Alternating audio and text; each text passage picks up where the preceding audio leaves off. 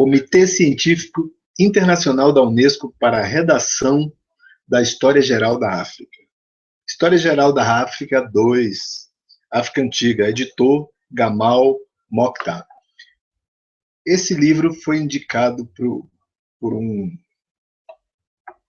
telespectador aí do canal, que viu que eu estava falando sobre as questões de Madagascar, sobre se Madagascar teria uma intervenção, um fluxo de pessoas hebreias. E este livro acaba corroborando o que alguns escritores já têm dito, outros estudiosos e pesquisadores, com relação a essa questão. Então, aqui nesse livro, História Geral, deixa eu ver se eu consigo colocar a capa dele aqui para que vocês possam dar uma olhada. Vamos ver aqui.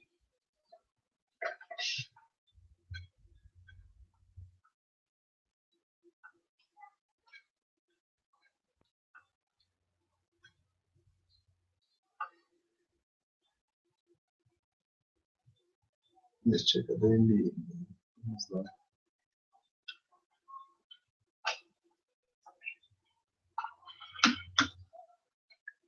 Acho que não vai aparecer. Mas tudo bem. Não vai aparecer, mas tudo bem. Vamos deixar para uma outra oportunidade. Então, o fato é que no capítulo 28 deste livro, né, História Geral da África 2, nós temos o capítulo 28 que trata exatamente de Madagascar. E eu vou ler algumas coisas aqui do início, depois eu vou pular para uma parte que eu acho mais interessante, então vamos lá.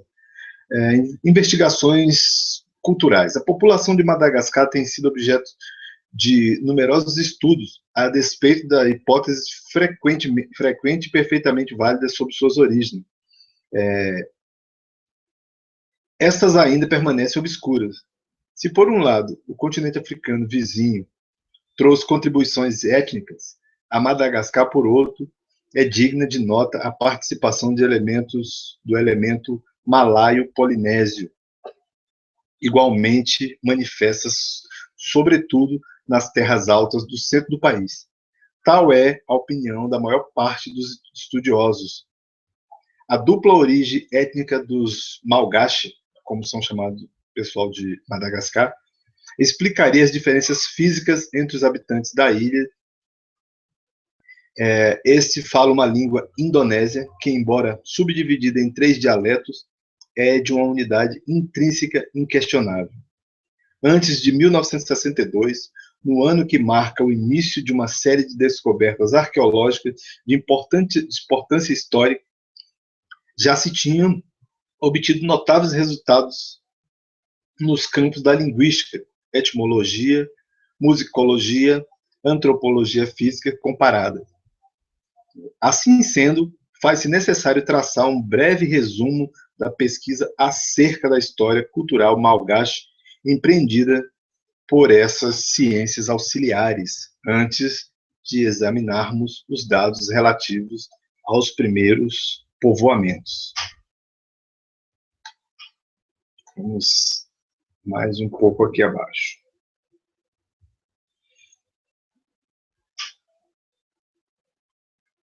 Vamos.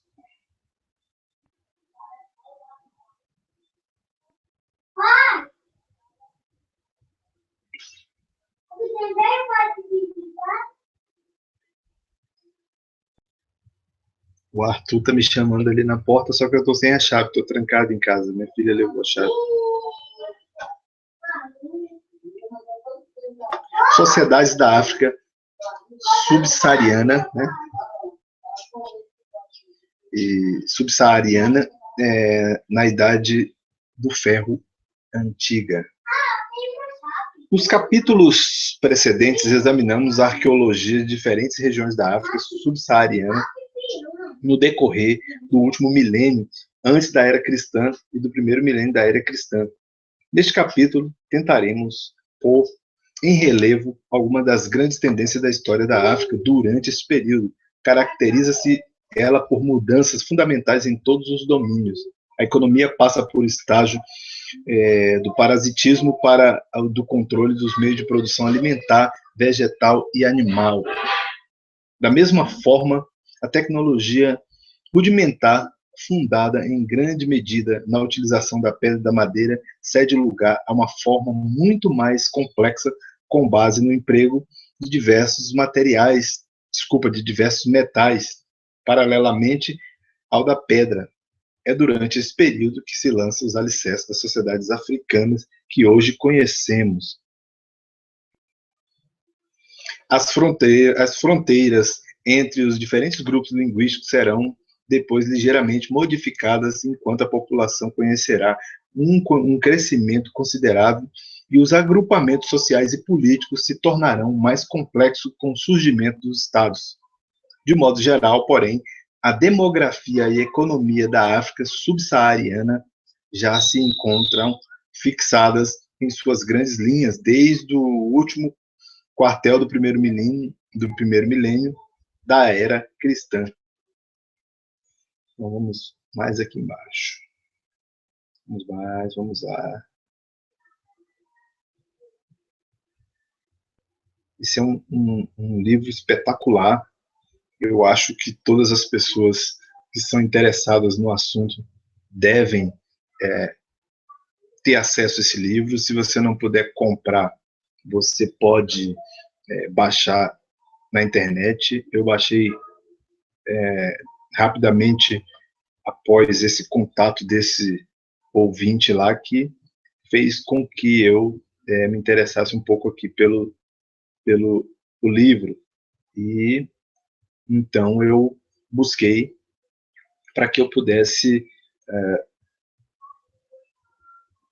verificar algumas coisas que estavam corroborando a ideia que eu estava passando, já baseado em outros livros, em outros escritores, outros estudiosos, historiadores, pesquisadores, com relação ao assunto que tange Madagascar, importância a um grupo que, na verdade, não tem toda essa importância. É bom deixar claro, e é isso que o texto já está dizendo aqui de início. Só um minutinho, por favor, que eu não sei se vocês estão me ouvindo aí, mas aqui deu uma travadinha. Deixa eu só conseguir destravar aqui. Vamos lá. Consegui destravar. Vamos lá. Beleza. Então, vamos lá.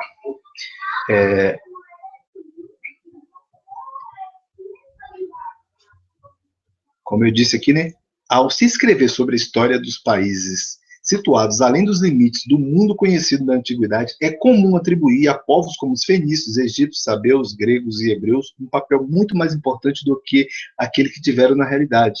Bem de 1893, por exemplo, imputou a fundação do Zimbábue aos fenícios, enquanto C. Poirier identificou a região de Sofala como o país de Punt e Ofi.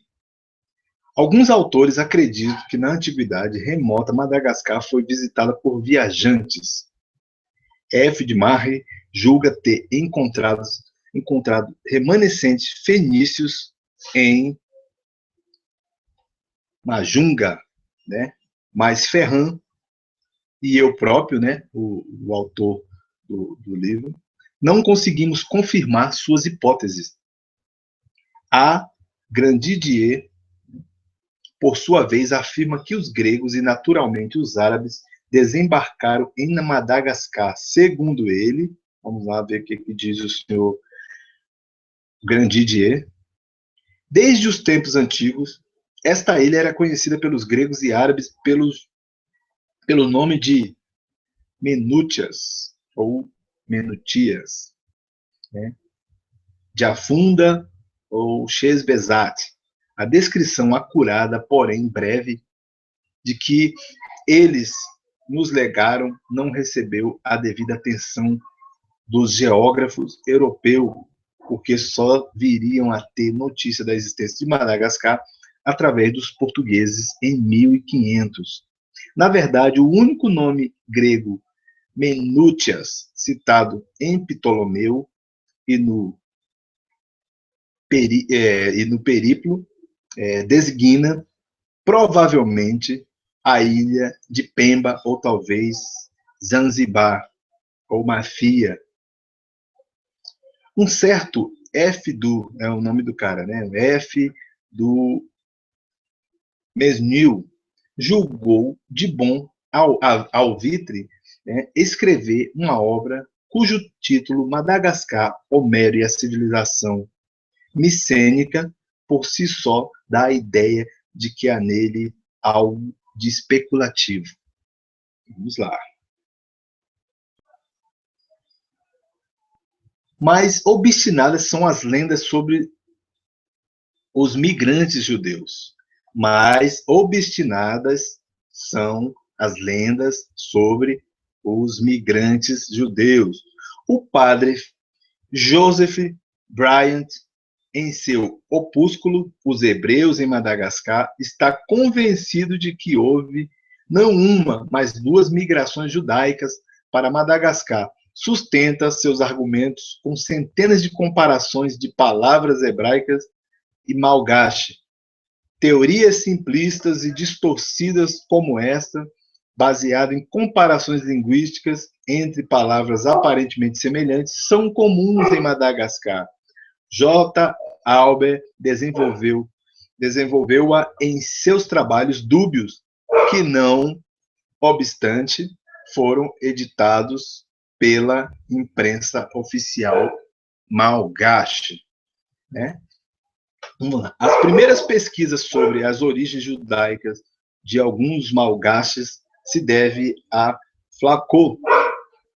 Esse autor acreditava que os primeiros estrangeiros a desembarcar na costa oriental de Madagascar foram os Zaf Ribagin, ou seja, os de linhagens de Abraão, habitantes da ilha de Santa Maria e regiões vizinhas. No prefácio da História da Grande Ilha de Madagascar, Flacu justifica suas hipóteses pela presença de nomes bíblicos entre os malgaches, pela prática de circuncisão e pela proibição de trabalho no sábado. G. Ferrand, por sua vez, descarta formalmente a possibilidade dessas migrações judaicas terem ocorrido. Segundo ele, os poucos nomes semitas usados em Madagascar podem ser atribuídos aos malgaches que se converteram ao islamismo, ao passo que a proibição do trabalho do sábado deve-se ao fato de ele ser um dia fat, proibido, entre parênteses. Crenças muito comuns entre os habitantes da ilha, da costa oriental, pode ser fat às terças, quintas ou sábados, de acordo com a região. Ademais, parece que no século XVII, a prática de circuncisão entre vários povos exóticos fez com que os autores cristãos franceses lhe atribuíssem uma origem judia. Tudo isso por conjecturas, né? Fatos eles não apresentam, são conjecturas. Então, os pesquisadores, através de trabalho de campo e prova, acabam desbancando algumas, como eu diria, acabam desbancando algumas teorias não muito verdadeiras, né? Então, vamos lá. Ademais, parece que no século XVII, a prática de circuncisão entre vários povos exóticos fez com que os autores cristãos franceses lhe atribuíssem uma origem judia. Um outro exemplo desse gênero de pesquisa em outras regiões é o Dicionário Francês Caraíba, compilado pelo padre Raymond Brent, no século XVII. A teoria a respeito das origens pré-islâmicas dos malgaches foi retomada há pouco por Fourier, né, que é um francês, que vê uma dualidade nas contribuições muçulmanas a Madagascar. Enquanto seus predecessores sustentavam que os remanescentes atenuados do Islã em Madagascar sugerem uma origem judaica, Fourier os considera uma forma primitiva de religião precedente da Arábia. No entanto, os documentos arqueológicos obtidos na África e em Madagascar não vêm em apoio dessas teorias. As massivas infiltrações árabes que fertilizaram a cultura Swahili, né, só intervêm no século VIII. E ainda que houvesse tráfico da costa oriental da África no século II da era cristã, era Rapta, né? Rapta é um lugar situada depois de Menútias, que não pode ter sido Madagascar. O porto terminal. Segundo o autor de Périplos, o último mercado digno desse nome no país de Azania era chamado de Rapta, em virtude de seus braços, né, costurados, Rapton Floriano. Encontravam-se aí grandes quantidades de marfim, casco de tartaruga. A cidade de Rapta ainda não foi localizada, mas acredita-se que ela se situe entre Pangani e o delta do rio Rufiji. É provável que Madagascar não se interessasse por esse comércio costeiro, não apenas por ele só chegar até Rapta, mas também por ser uma ilha ainda desabitada. Com base em testemunhos históricos e arqueológicos confiáveis, é razoável supor que indonésios e africanos chegaram a Madagascar entre os séculos V e VIII, ou que de qualquer modo, não depois do século IX. Por esta razão, convém examinar mais de perto as vicissitudes daquilo que se conhece acerca dos primeiros povoamentos afro-asiáticos. Os primeiros imigrantes indonésios. Ainda que seja arriscado estabelecer uma data definitiva para a imigração dos primeiros indonésios, é lícito conjecturar, por razões que exporemos mais adiante, que seu início teve lugar no século V da era cristã,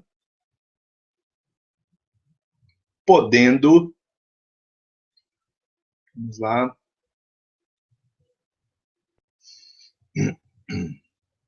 podendo ter prosseguido até o século XIII, segundo Deschamps. Dá-se o nome de paleo-indonésio os primeiros imigrantes a entrar em contato e provavelmente se amalgamar com os africanos. Os últimos a chegar, conhecidos como neo-indonésios, né? Paleo é antigo, neo novo, né? Lógico, né? Então, os neo-indonésios foram os ancestrais dos Merina. Foi a leva que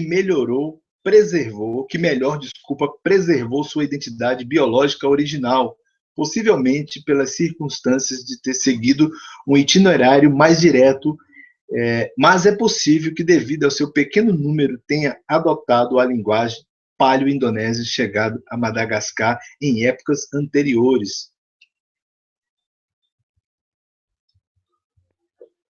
A dicotomia paleo-neo-indonésio não é apenas cronológica e biológica, mas se reflete também na organização social.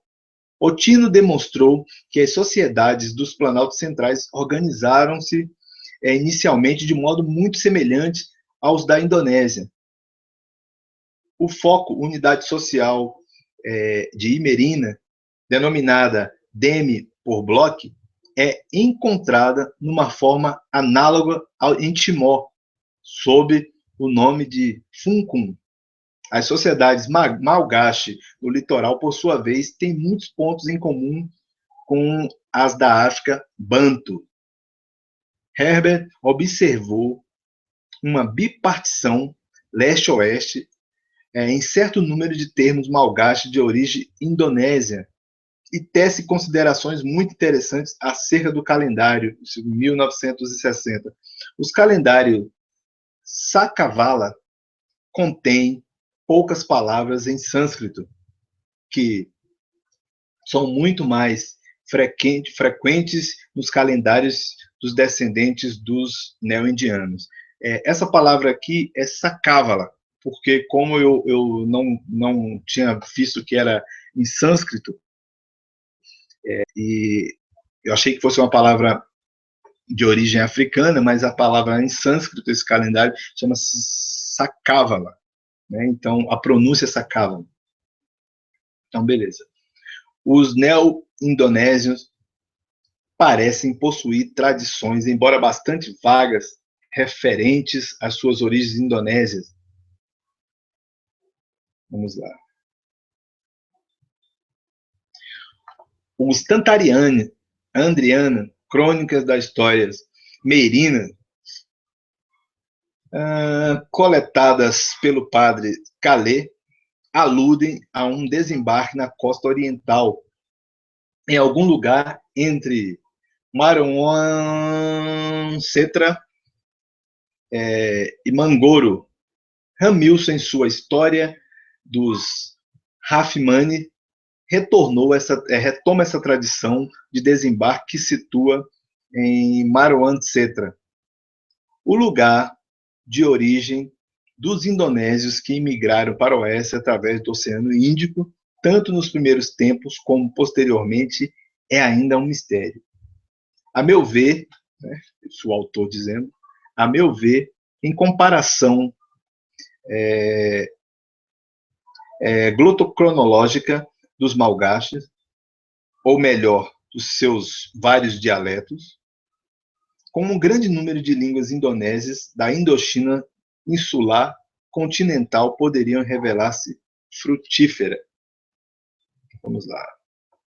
A língua que possui maior número de termos em comum com o malgache conduziria ao tronco comum sudeste asiático, a partir do qual as várias línguas divergiram. O. Dao, né, O. Dao é o nome do cidadão, mostrou o estreito parentesco entre o malgache e a língua Manjan de Bornéu. Dayan confirmou o fato com cálculos glutocronológicos sublinhados que o grau de retenção comum ao par malgache Manjan é maior do que o par malgache malaio.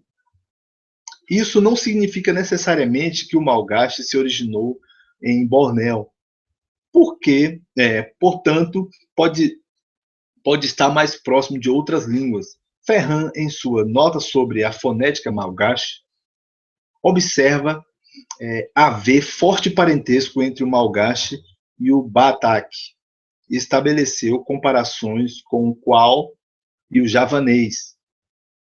Os proto-malgache, né, do sudeste asiático, os proto-malgache do sudoeste asiático, que criaram no Oceano Índico um equivalente da epopeia polinésia, teriam tido, segundo Sondheim, um modo um modo de vida muito semelhante a dos Iban de Bornéu, cujo ano se divide em um período sedentário voltado a uma agricultura de desmatamento e queimadas, e um período de navegação, às vezes de pirataria. Herbert levanta a hipótese de que esses intrépidos navegadores teriam sido os Bug. cujo nome deformado seria usado para designar Madagascar nos textos árabes até a presente data, Banque ou Bankini ou em Swahili. Impressionou-me a similaridade entre as aldeias fortificadas neo-indonésias, cercadas por um fosso, né? A Amil contou 16 mil sítios em Imerina, e as encontradas na Indochina e na Tailândia. Esses sítios fortificados surgem na Indonésia no princípio do Neolítico, mas algumas datas nos meados do primeiro milênio da era cristã. Em todo caso, é razoável buscar as origens dos indonésios de Madagascar no norte do sudoeste asiático, uma vez que há 15 séculos as civilizações indonésias se estendiam até a península da Indochina. As gerações posteriores desta protocultura hipotética pode ter chegado às ilhas Bornéu e Madagascar. A impossibilidade que atribuiu este ou aquele país ou países da Indonésia à origem da protocultura malgache não significa que estejamos limitados à mera especulação. A partir do século V, e sem dúvida mais tarde, empreenderam os indonésios inúmeras viagens marítimas, em particular para a Índia, entre os séculos sétimo e XII. Grandes potências marítimas se desenvolveram na Indonésia, notadamente os impérios hinduizados de Sriwijaya, no século VII ao XIII, em Sumatra, Kailendra, no século VIII, Mataram, no século IX, do século IX até o século XI, Mojapahit, no século XIII, em Java e Jambi, no século XII, na Malásia. No atual estágio dos nossos conhecimentos, é tão difícil atribuir uma data precisa às migrações indonésias quanto fixar uma origem geográfica. Ferran e, posteriormente, Dao observaram que, apesar do grande número de palavras sânscritas encontrado no malgache, são elas muito raras nas línguas com as quais esse idioma está intimamente relacionado, malaio, ou melhor, Majan. Disso se pode deduzir que as migrações para Madagascar são posteriores ao início do processo de hinduização. Tal processo, bastante evidente a partir do século IV da era cristã, deve ter começado muito cedo, porém sua influência se mostrou bastante desigual no interior da Indonésia e no sudoeste asiático. As comparações glutocronológicas entre o malaio e o malgache, bem como entre os vários dialetos derivados do proto-malgache, nos fornecem uma série de possibilidades cronológicas que giram em torno do primeiro milênio da nossa era. O aspecto mais proveitoso do estudo das divergências vocabulares reside na possificação dos diferentes dialetos e no que deles se pode inferir a respeito das migrações no interior de Madagascar. Deschamps assinou que as rotas marítimas a leste da Índia foram estabelecidas há muito tempo, enquanto as do oeste só vieram a ser conhecidas no primeiro século da era cristã. No meu entender, este fato tem peso do que as incertezas da glutocronologia. A descoberta de pedras poderia levar-nos a conhecer melhor a fase primitiva da história malgache, mas até o momento nada foi encontrado. A meu ver, esse é o autor dizendo, né? A meu ver, os primeiros malgaches a habitar a ilha já estavam familiarizados com o uso dos metais. Sabemos que na costa africana da Idade de Ferro sucedeu a Idade da Pedra entre os séculos I a IV da era. Aí eu vou abrir aqui um parênteses rapidinho para dizer aqui que eu, algum tempo atrás, né, alguns historiadores e pesquisadores youtubianos andaram proferindo heresias históricas no sentido de dizer que que os nossos índios eram hebreus e que o Tupi-Guarani era o hebraico. Assim, isso prova o tanto que a pessoa tem conhecimento de história. Isso prova o tanto que a pessoa estudou, né? Ou seja, estudou nada. E é uma coisa que não se sustenta, não tem ninguém que sustenta isso, não tem, a história não sustenta isso, a arqueologia não sustenta isso. Então, eu lembrei aqui dessa questão que agora esses mesmos historiadores de Araque estão criando uma nova vertente para essa hebreusilidade deles existente, né? Não existe essa hebreusilidade deles, e aí eles estão tentando colocar uma rainha de Madagascar como uma potencial hebreia, e eu sinto muito em dizer para eles que eles estão enganados. Ela tem uma origem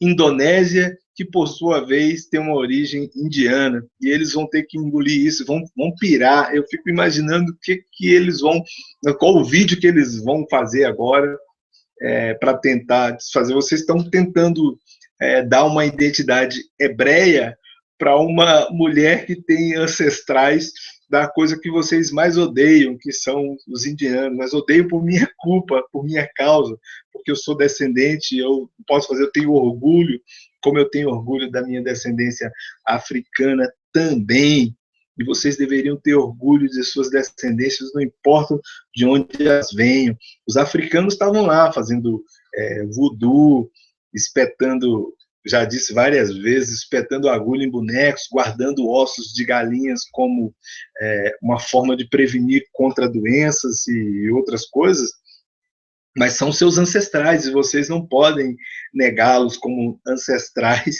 assim como vocês também não vão poder negar, porque é a história que diz, não sou eu que digo. Então, é a história que diz, não sou eu que digo. Então, quando vocês começarem a estudar história, principalmente o líder de vocês, que é um historiador de nada, seria bom ele começar a estudar os livros, não só apresentar livros em instantes, né, fazer unboxing de livros dos quais ele não sabe o teor, na verdade, né? Então é preciso ler.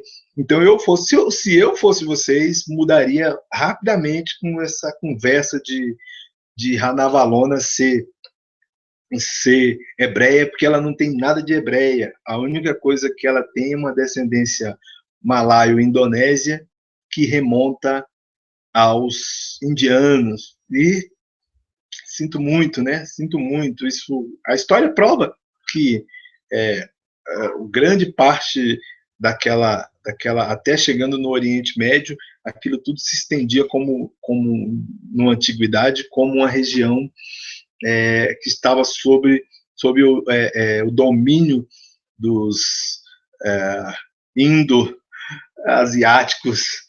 E sinto muito para vocês, viu? Sinto, mas sinto muito mesmo. A descoberta de artefatos de pedra poderia levar-nos a conhecer melhor a fase primitiva da história malgache, mas até o momento nada foi encontrado. A meu ver, os primeiros malgaches a habitar a ilha já estavam familiarizados com o uso de metais, né?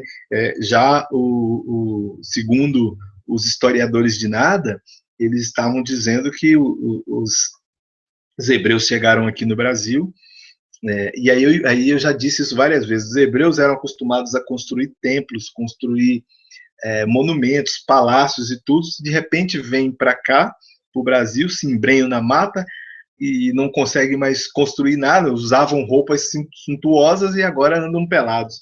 Incrível, né? Assim como historiadores de nada sabem, né? Nem lendo, né? Nem lendo. Então vamos lá. Já estavam, sabendo que na costa africana da Idade de Ferro sucedeu a Idade de Pedra entre o século primeiro e quinto da Era Cristã. Na Indonésia, a Idade de Bronze ocorreu muito antes. E o que é mais importante, várias e diferentes civilizações ali coexistiram. Houve mesmo alguns grupos que, isolados, continuaram a usar instrumentos de pedra até o século X. Incrível, né? Até no século X ainda tinha culturas utilizando. E ainda tem até hoje, né? Você pode observar que na África algumas tribos ainda preferem usar instrumentos feitos de pedra aos metais que eles já têm acesso por conta da influência e da interferência do homem na sua cultura também. Então, vamos lá. A existência ou não de objetos de pedras em Madagascar é um assunto controverso. Dois artefatos semelhantes a enxós foram encontrados, um por bloco na região de Ambatomanônia, que lá é complicado, os nomes são complicadíssimos de falar. Ambatomanona, isso mesmo. E outro em Marimari Quelum Otino, em Tambazo, a leste de Malaiband.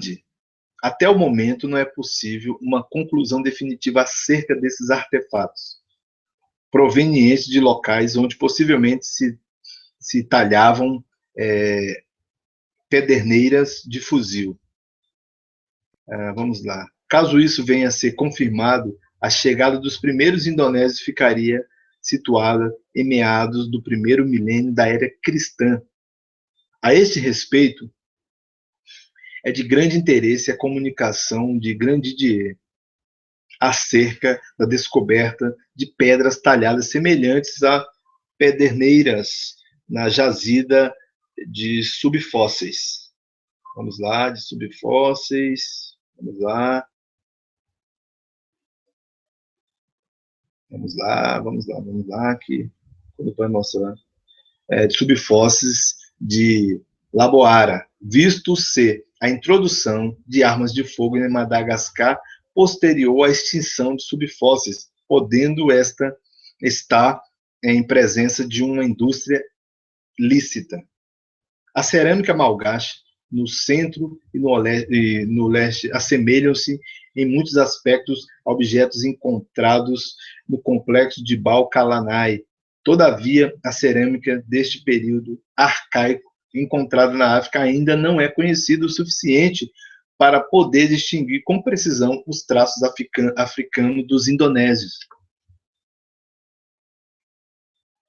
Os monumentos de pedras malgaches erigidos para o culto dos ancestrais constituem forte reminiscência da Indonésia. Ferran, em 1905, serve-se da sólida técnica etimológica para aproximar a palavra denotativa da divindade Zanahari, da sua homóloga no malaio e no Shan. Com referência aos meios de transporte, é frequente perguntar como podiam os indonésios, no primeiro milênio da era cristã, dispor de barcos capazes de cobrir tão longa distância. Sabemos que naquele período os barcos costurados, né, os teps, foram usados no oeste do Oceano Índico. Esses teps figuram entre os prováveis ancestrais dos dhows, porém, seu casco é fixado com ligaduras, enquanto o do dhow apresenta uma estrutura cavilhada. As velas dos dois barcos também diferem entre si.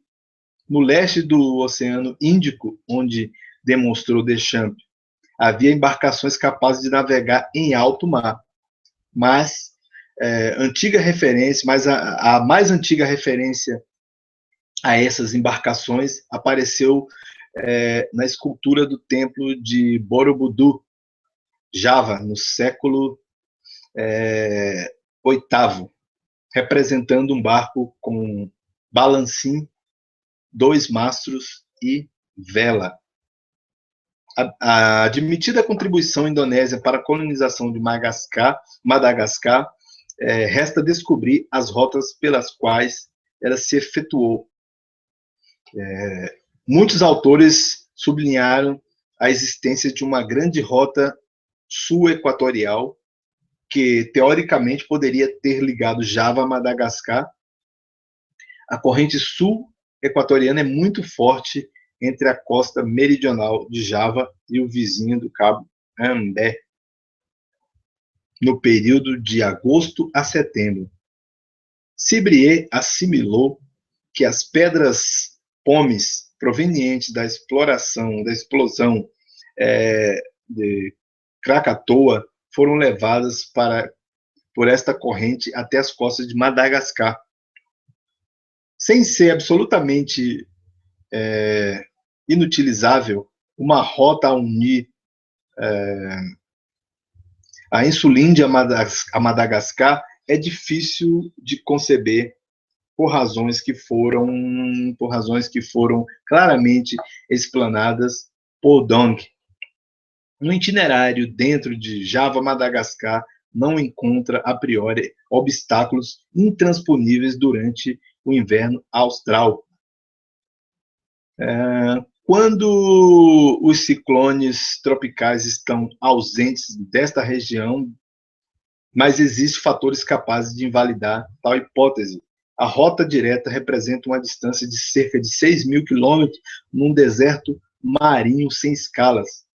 Assim, é preferível admitir um itinerário a passar pelo sul da Índia e pelo Ceilão.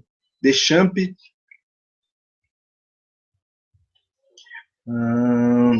alude à incursão de piratas nesse período, de piratas nessa região na primeira metade do do milênio da era cristã. O trajeto Índia Meridional Madagascar não coloca maiores problemas. A rota ao sul da costa da Ásia Ocidental é conhecida desde o período do Périplo, e o grande número de moedas chinesas encontradas mais tarde em Siraf testemunha a importância do comércio entre o Extremo Oriente e o Oriente Médio por via marítima. No Oriente Médio, os viajantes se dirigiam à costa da África, tal como na época da prosperidade de Rapta.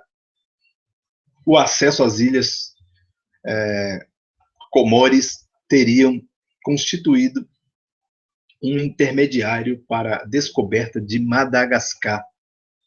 Do Cabo Delgado, pode-se ver em dias claros a silhueta de Karthala, uma grande Comore, na Grande Comore.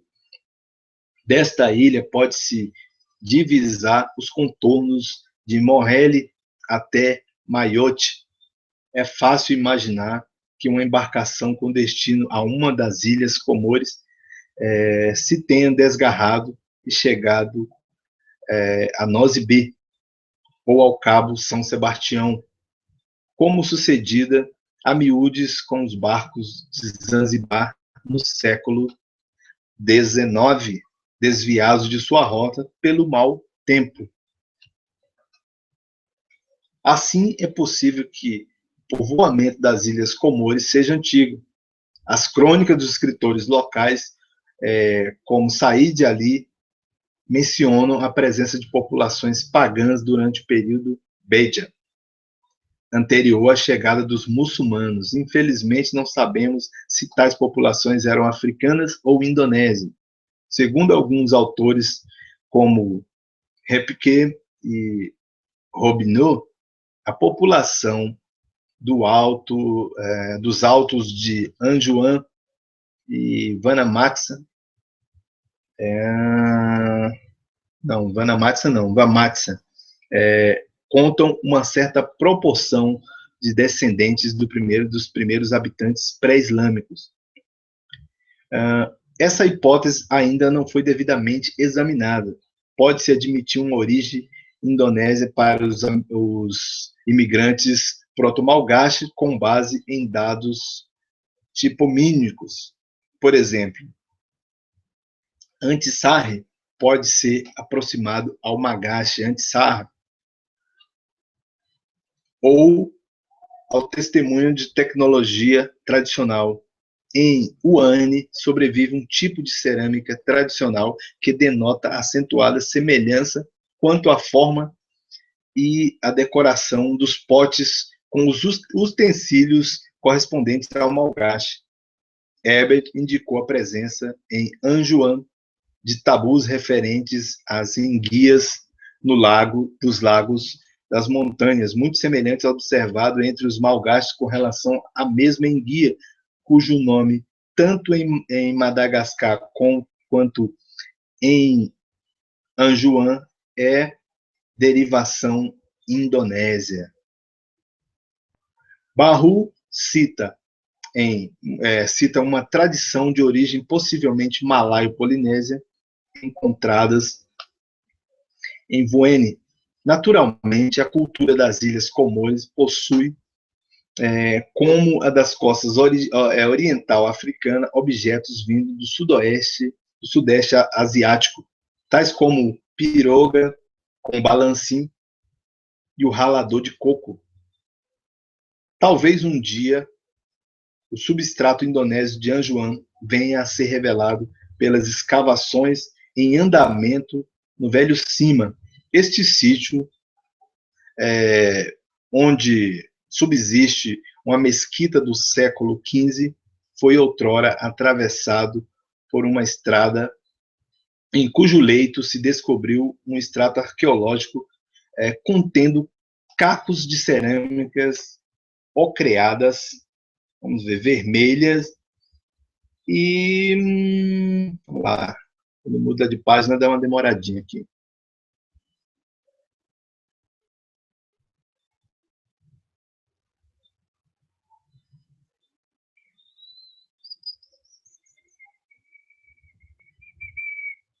E abundantes conchas marinhas provenientes do resto de cozinha. Uma datação por carbono 14 feita num tridacnes de estratos mais profundas indica a idade de 1550 anos, mais ou menos, para o sítio laboratório Gakushun. Este sítio de difícil acesso deve ainda ser escavado. É provável que o seu extrato pré-islâmico encerre elementos que permitam solucionar o enigma dos proto-malgache. E tem muito mais. Então, assim, eu diria que eu recomendo esse livro àqueles que têm essa curiosidade, esse desejo de saber sobre a origem dos povos de Madagascar, dos quais tem sido divulgado aí como sendo descendentes de hebreus, e a história por si só conta, e esse povo de hebreu não tem nada, pelo contrário, né, como eu disse, já é um povo de descendência asiática, e para a loucura dos pregadores de que uma tal Ranavalona, a terceira Ranavalona, que foi convertida ao cristianismo por força das invasões europeias, principalmente da França, que se apossou do local, esta mocinha acabou se tornando uma cristã, era uma apta e uma fervorosa leitora da Bíblia. Em compensação, a sua tia anterior, que foi a Ranavalona II, que fez com que o cristianismo se expandisse dentro da ilha, ela também, antes disso, e lógico, isso aí são conchavos políticos, antes disso, elas, assim como a outra, a Ranavalona I, que era uma rainha negra também, as duas eram viúvas negras, matadoras de maridos, e para poder costurar alianças políticas dentro do reino, matava-se maridos em conspiração com o primeiro-ministro e outros amantes, faziam com que essas mulheres foram, inclusive a Ranavalona III também esteve envolvida na mesma situação em que as outras duas Ranavalonas estiveram, né? Embora essas já com nuances mais cristãs, por conta das invasões e das várias vezes em que os europeus tentaram invadir a ilha, até que a França definitivamente conseguiu e fez com que Ranavalona III se tornasse uma exilada. Como eu disse anteriormente, ela fez 2 pedidos formais para retornar à ilha, mas ela não pôde, ela não obteve, e ela ficou ali no Níger como uma refugiada, como uma exilada até os seus últimos dias, embora lá ela tivesse praticamente o mesmo status que ela tinha,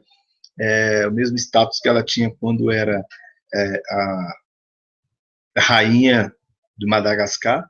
Ela, de certa forma, era convidada para as altas festas do local onde ela estava exilada, ela participava dos eventos, tida como uma pessoa da realeza, mas ela tinha saudade de casa, queria voltar, mas não pôde voltar. O governo francês não permitiu que ela voltasse. Então, a garotinha, que é tida por uns historiadores fajutos aqui na internet, ela não tinha origem hebreia, pelo contrário, ela tinha origem asiática. Eu dá vontade de rir para falar isso. Ela tinha origens asiáticas, conforme diz a própria história, origens asiáticas e que remontam aos indianos. Então, para você que é pregador dessa bobeira, fique sabendo que eu estou mais para parente da Ranavalona do que qualquer um de vocês aí.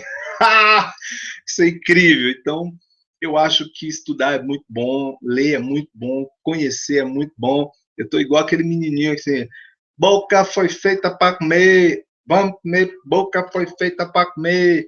Então, estou igualzinho ele. Estudar é muito bom, vamos estudar porque é bom, vamos ler porque é bom, vamos conhecer porque é bom e vamos parar de mentir porque é ruim. Não invente, não crie situações, não leve as pessoas que acreditam no que você fala, não leve as pessoas ao engano, porque o que você está fazendo, o que você está prestando é um desserviço, você está desorientando pessoas, né? Mas é isso aí, eu queria ler sobre isso, só para as pessoas saberem. Eu disse bem no início o nome deste livro, eu vou repetir novamente, para que você possa ter acesso. Esse livro está baixado aí, você pode tê-lo como PDF. O nome do livro é História Geral da África 2, porque a África é gigante, tem muitos países e muitas culturas e muitos povos para tratar. Esse aqui só poderia ser o 2. Então, África Antiga, o editor é o Gamal Mokhtar. Então, eu sugiro que você busque esse livro para estudar. Esse livro, como eu disse, tinha corroborado os outros livros dos quais eu já tinha acesso, os outros livros de histórias do qual eu já tinha lido, outros livros de geografia da qual você tem, lógico, se você acaba, se está nessa área, você vai ter que ter contato com esses livros, vai ter que buscar, vai ter que pesquisar, e eu gostaria de ver como é que seria um trabalho, ou TCC de um cidadão desse que diz estudar história e conhecer história. Como seria o TCC TCC desse cidadão. Eu tenho certeza que o TCC dele teria que ser como o TCC de qualquer outra pessoa normal, porque seria o fim dele, o fim da sua carreira acadêmica, se é que ela existe, se é que ela se iniciou e se é que ela vai ser concluída. O fato é que a história não corrobora com sandice de nenhum maluco. Então é isso aí, muito obrigado. Daqui a pouco eu tenho um outro hangout às 14h30 com o Duda e talvez outras pessoas aí, talvez um outro rapaz convidado deve aparecer. Nós vamos tratar da serpente, do mal e do engano. Valeu, muito obrigado.